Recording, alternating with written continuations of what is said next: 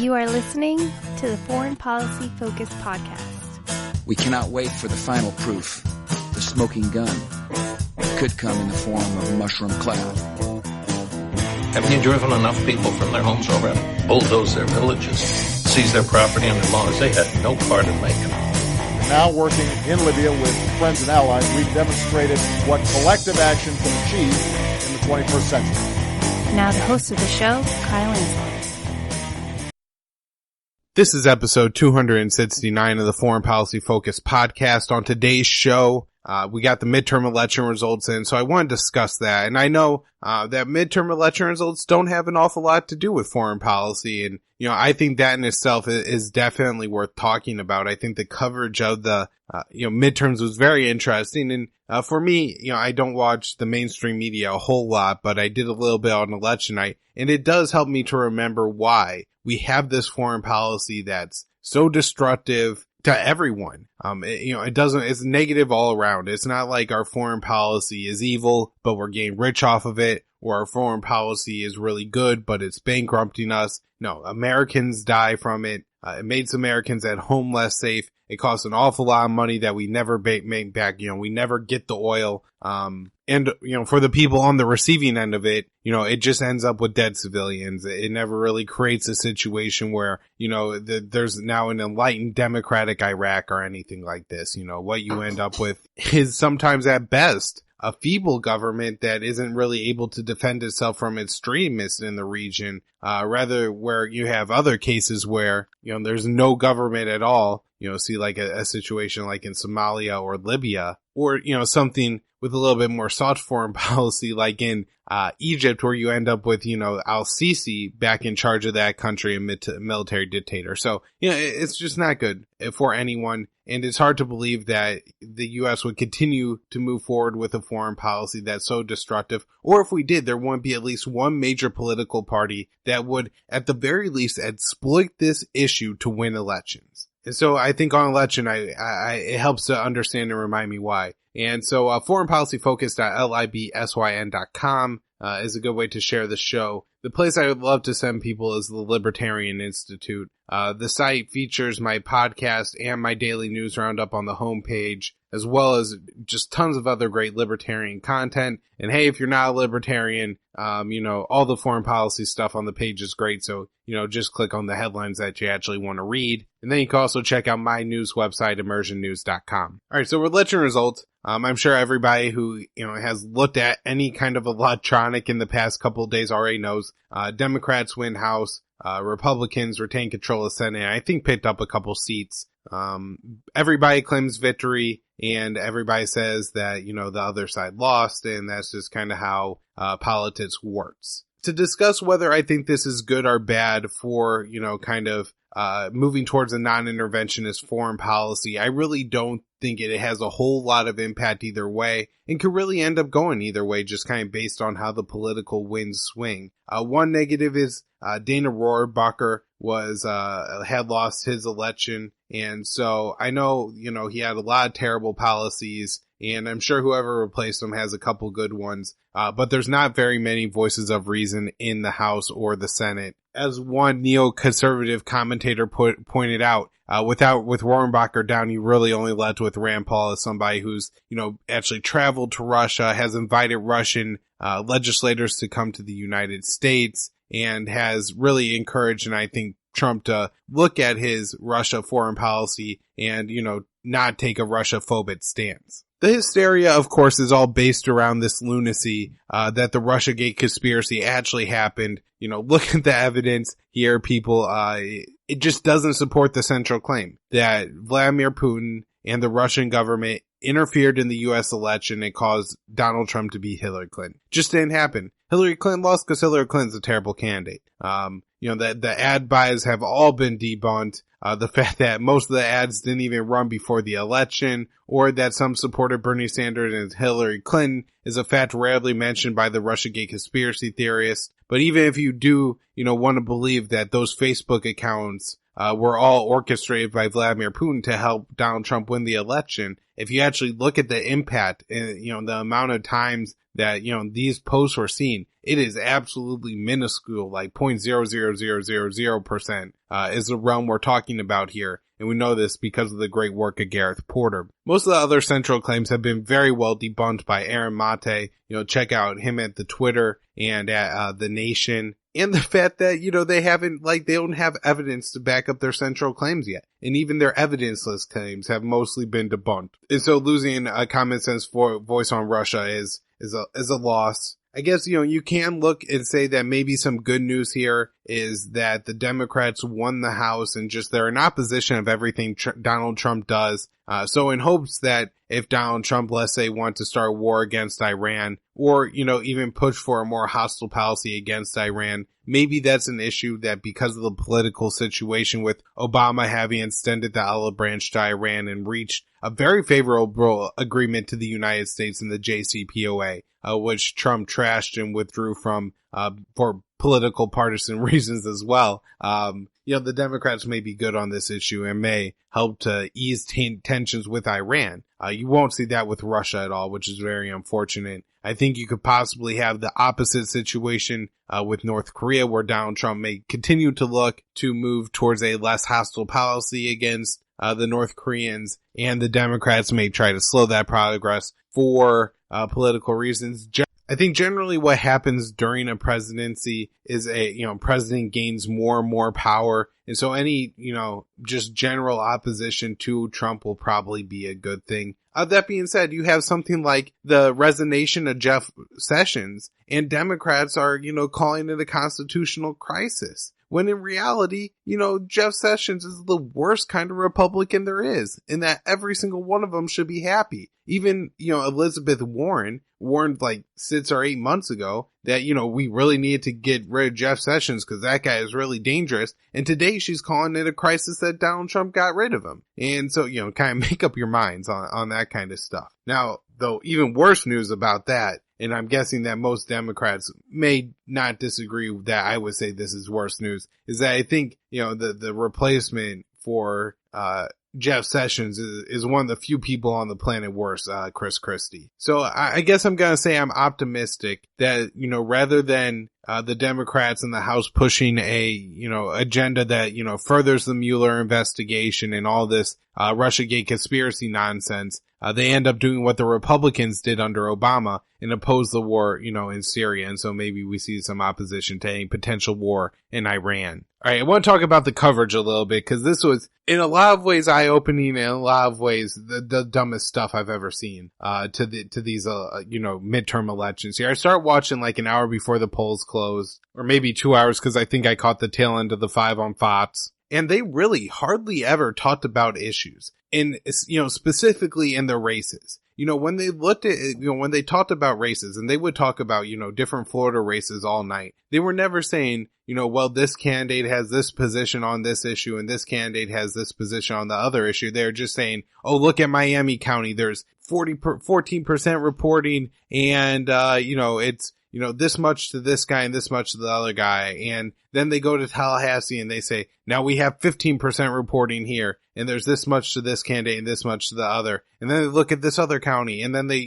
just cycle through and do it again and again. I have no idea how many times Wolf Blitzer, talked about the votes in Miami-Dade County last night for the governor's race, but it was absolutely insane. And, almost no attention is actually paid to the positions of the individual candidates. Now, there is some attention played to the overall positions of, kind of the Democrat and Republican consensus. And so when you look at something like, let's say, immigration policy, people would say like, oh, this is good for immigration, this is bad for immigration, that this particular candidate is losing or winning. But was, typically overall when you looked at the, numbers, to the House or Senate majority. And that's just the one of the amazing things that like the whole night was just paying attention to numbers.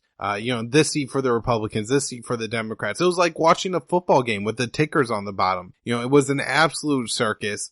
Nobody who they had on as guests all night had anything truly enlightening to say. It was all absolute garbage. And it's probably part of the reason why you could have such a terrible foreign policy that does nothing good for anyone and is only wasteful and yet at least one person isn't able to win an election by exploiting it. And the fact that people think that there's radical changes to come.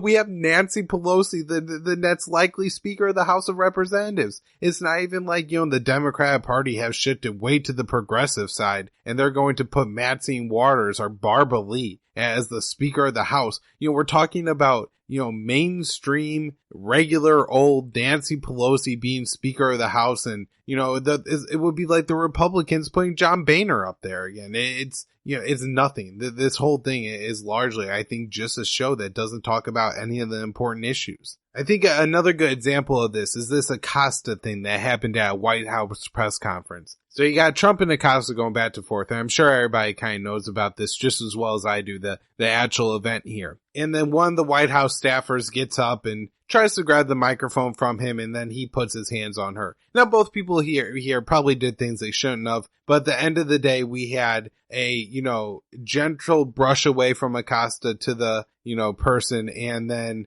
the White House reporter trying to take away a microphone from a reporter pretty lazily. When at the same time, you had some Yemeni child just die of starvation, drop dead because he didn't have enough food to eat. Or, some Afghani child blown apart, literally dies because, his body parts are exploded apart by high explosives, right? Like, there's actual issues out there. There's actual things going on. But all that anybody ever focuses on is these shows. And, what really is the judge of somebody's moral character in their opinion is whether you think Acosta is right because he, tried to, really take Trump to task, or whether this reporter, was victimized by being pushed away by him. I mean, come on.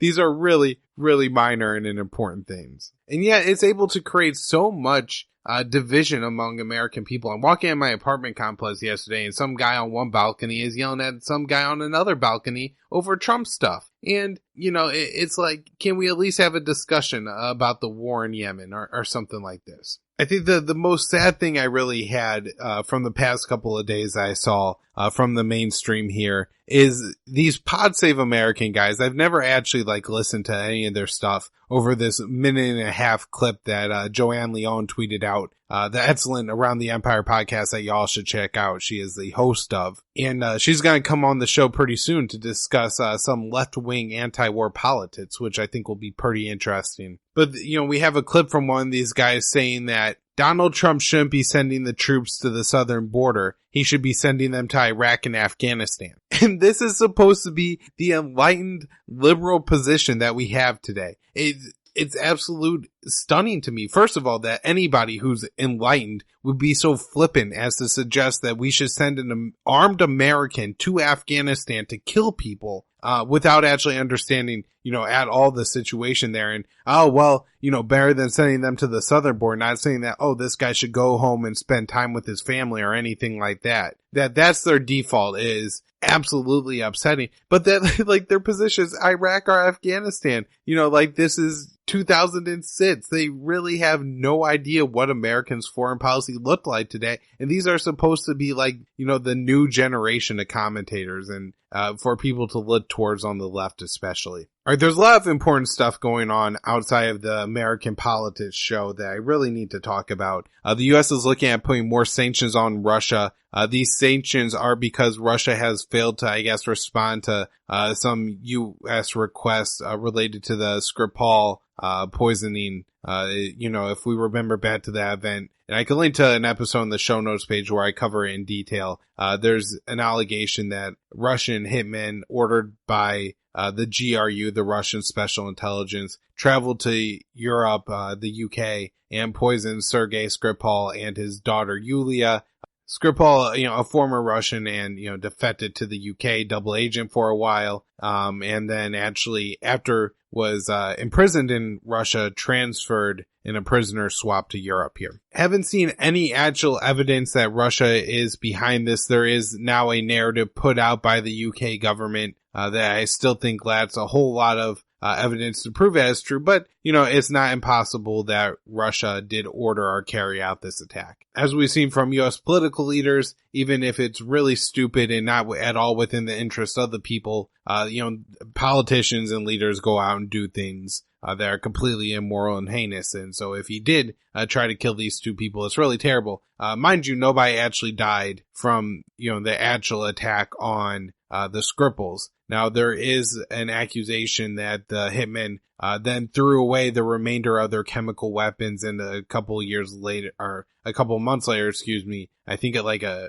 fairly poorly off person got their hands on them and unknowingly poisoned themselves and then died. Which, if Putin hired the hit, he's responsible for that death. We also had the sanctions on Iran taking place. I discussed this in more detail on the last show, but I do want to mention that the U.S. is saying that any ports that receive Iranian ships will be sanctioned. So this could be real problematic for, even if Iran does have the waivers for some countries to continue to be able to sell them oil, I guess unless there's like a pipeline or a land route set up now, and so maybe Iraq or Turkey, it doesn't seem likely that Iran will be able to get their oil out. The Iranians, for what it's worth, are saying that they're still able to export a lot of oil, all the oil they need to. So I imagine that, no matter what the Iranian government says, the sanctions are probably going to be pretty harmful to the people. And Patrick Coburn, has a pretty good article out on the Iranian sanctions. He makes a couple very good points, I think, in this article that I haven't talked about yet. The first is that this is, another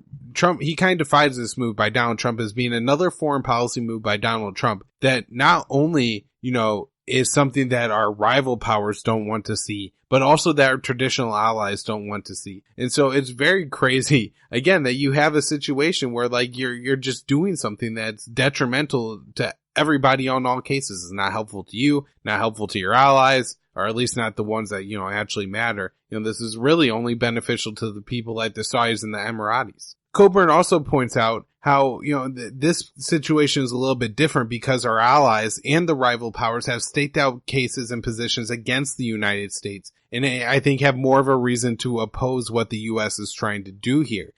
Turkey has said they're not going to follow these sanctions. India and Russia as well. And so this could be, a real challenge and problem for the United States to try to get allies involved here who are actually, completely against the American position. In Syria, we have some big news with Turkey really pushing on the United States to abandon the Kurds.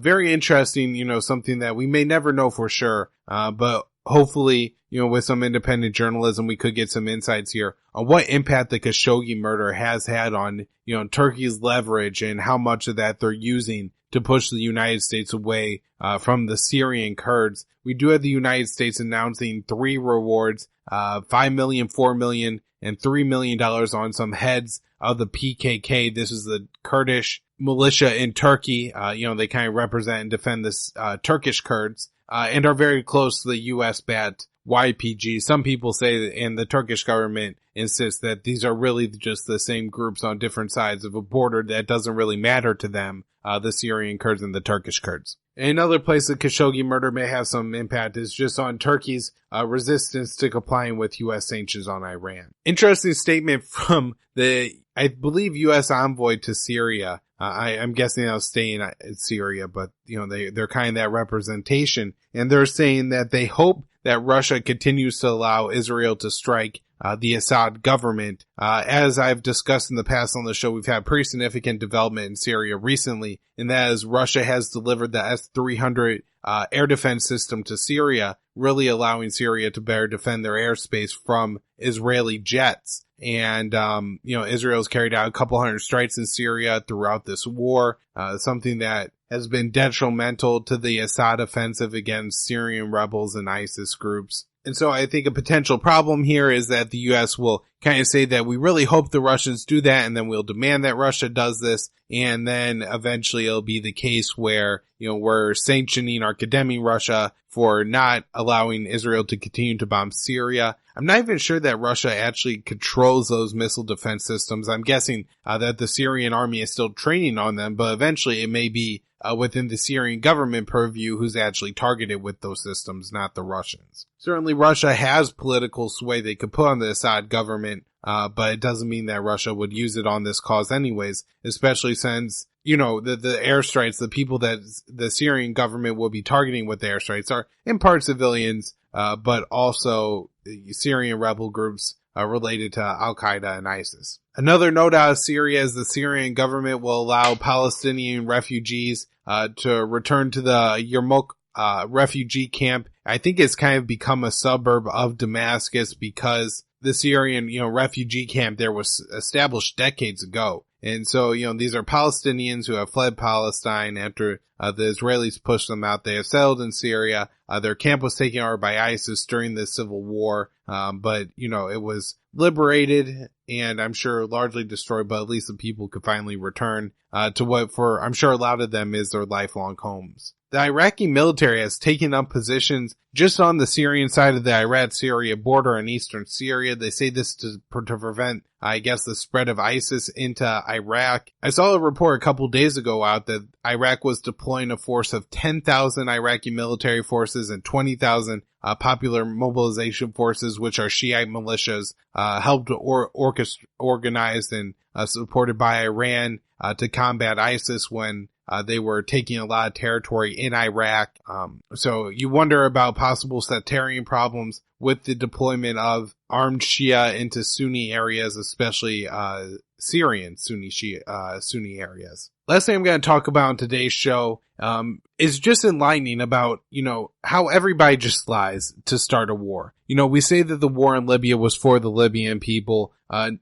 We now know that there were ways to prevent the Libyan war from happening with, a way to remove Gaddafi without completely destabilizing the country. We know that Gaddafi actually wasn't going to slaughter all the civilians in Benghazi, and also that if he had, it probably wouldn't have ended up worse than the situation that was caused by going in and killing Gaddafi and taking out his army. And that overall, the intervention in Libya has turned out to be exactly opposite of what it was supposed to do, which was help the Libyan people. It's, created a terrible state with warlords everywhere who are guilty of war crimes. Rape and sexual assault is rampant. Slavery is in the country. Migrant crisis that has led to thousands of people drowning, trying to cross into Europe. It's a real tragic mess in Libya. And then, we have now that Belgian banks are mishandling Gaddafi's money. And so it's not even like all those poor people in Libya that are suffering under slavery. It's not like, that this money is going to help them or to help the refugees who are making it to Europe or anything. It's just being siphoned off by Belgian banks right now. So it's never for what they say it is. It never really helps the people it's supposed to help. It hurts everyone. It's absolutely amazing that we let it happen. You have these massive political shows when everybody is like, oh, I have a really firm position and I know I'm voting for the right guy. But at the end of the day, none of them whatsoever care about the starving Yemeni babies. And, those children aren't even an issue. It's not even like one side is going to defend them for political reasons. foreignpolicyfocus.libsyn.com to share the show, libertarianinstitute.org, minds.com/immersion news. Of course, Immersion News is my news website, so check that out. And then patreon.com/foreignpolicyfocus. I'm getting so much great support on that site, and I appreciate it so much for all of you who do that. I got some more bonus content coming out for you, and your support of the show really does make a difference, so thank you so much.